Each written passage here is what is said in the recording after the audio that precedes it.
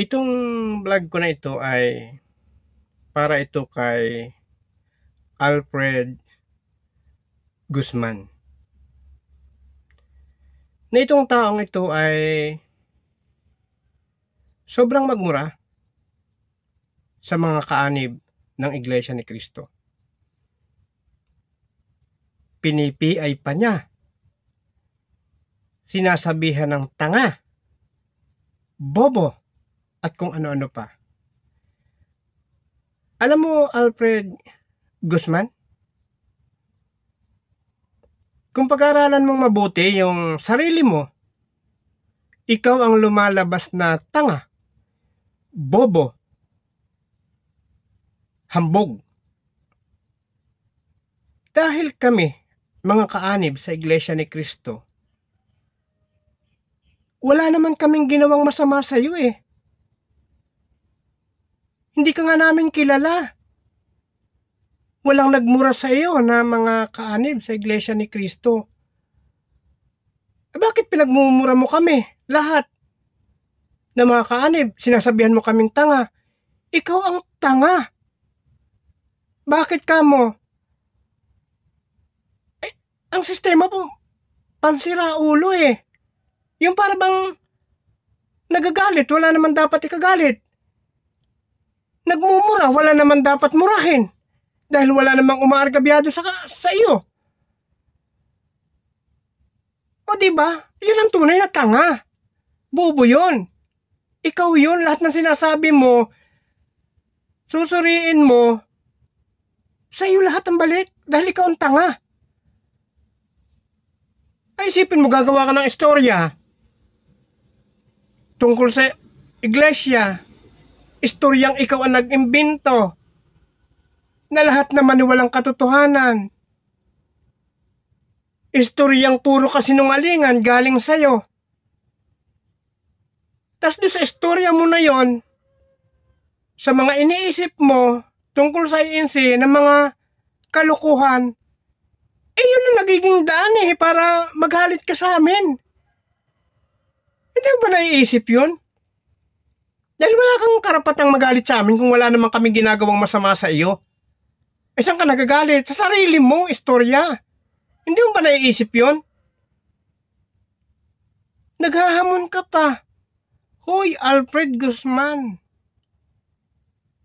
Kung papatulan ka lang, kung malapit ka lang, siguro sa kurot lang ng mga miyembro ng Iglesia ni Cristo, ubos yung katawan mo. Sa kurot lang, sa dami namin. Kaya ka lang malakas ang loob na maghamon? Malayo ka eh. Malayo ka. Pero siguro kung maghamon ka, kung gusto mo talaga, hindi ka naman katatakutan, hindi ka naman aatrasan. Walang duwag na Iglesia ni Cristo. Alam mo ba kung saan duwag ang Iglesia ni Cristo? Iisa ang kinatatakutan ng Iglesia ni Cristo. Yung kami mawala sa loob ng Iglesia ni Cristo.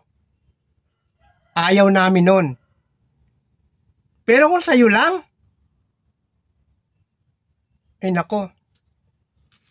Ewan ko sa'yo. Hindi ka kasi nag-iisip. Huwag mo kaming hamunin dahil hindi naman kami pumapatol sa katulad mong may sira ang ulo. Sino ba namang mag-iisip na ikay matino? Parang ganito lang. Napansin. Halimbawa lang to na ikaw ay sa isang lugar ay kung ano mang ginagawa mo, nakaupo ka, kung naglalakad ka, pero nagagalit ka, nagmumura ka, sira ulo lang nasusumpungan ganun eh. Wala namang ginagawang masama ang kapwa, basta mumurahin. Sira ulo yun. Ikaw yun. Huwag mong ibalik sa amin. Hindi ba naiintindihan yun? Alfred Guzman? Kung hindi ka baga naman isang tanga at kalahati, huwag mo sabihin hindi ka tanga. Sige, sabihin mo hindi ka tanga. Pasinungalingan mo sinabi kong ikaw ay tanga. Anong ginawa sa iyo ng mga kapatid namin? Anong ginawa sa iyo ng iglesia para murahin mo? Sige nga, magsabi ka. Sasabihin mo kami, mga tanga. Oh, ano? Ikaw ang tanga. Ikaw yun. Itong taong to bubo. Sa lahat ng pinakabubo, ikaw Guzman ang pinakabubo eh. Kaya nga napanood ko yung isang vlog ng lasa ko, ano yun eh, kapatiran din namin. Sinagot ka lang, bagay do sa sinabi mo, na paghahamon. Kitang-kita ko, Guzman eh. Halos lumukso ka sa pinagkakaupuan mo. Sa galit. Sipin mong katangahan mo yan. Eh kung ikaw eh sa galit mong high blood ka, di patay ka rin. Dahil sa kalukuhan mo. Oh, sinagot ka lang. Base dun sa pagmumura mo. Ano nangyari sa'yo? Aba, parang sinasabi mo na ano eh, sa sarili mo na wag na kasi ninyo akong patulan. Parang ganun lang, dahil nung patulan ka, kinanti lang yung bayag mo, kung may bayag ka, eh halos mautas ka sa galit. Isipin mo yan. Wala kang kontrol sa sarili mo. Kahit sarili mo, hindi mo kayang kontrolin. Yan ang siraulo.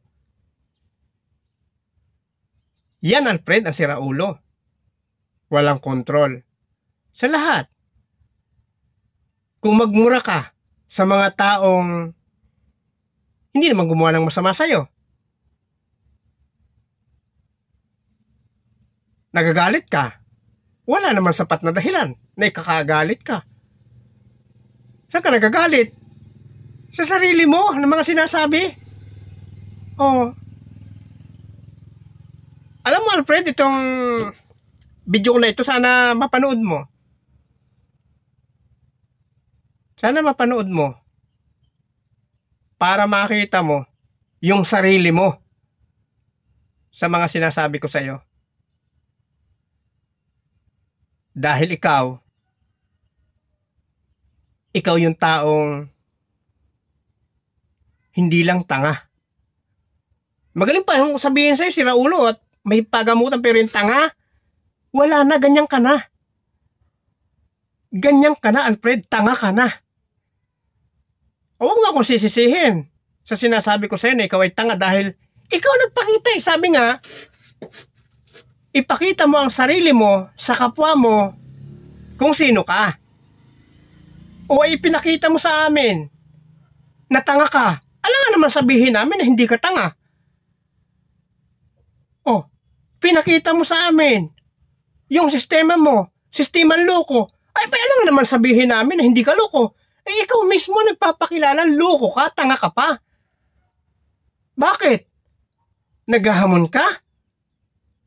Nagmumura ka? Sa taong wala namang ginawang masama sa'yo, sige nga, aber nga.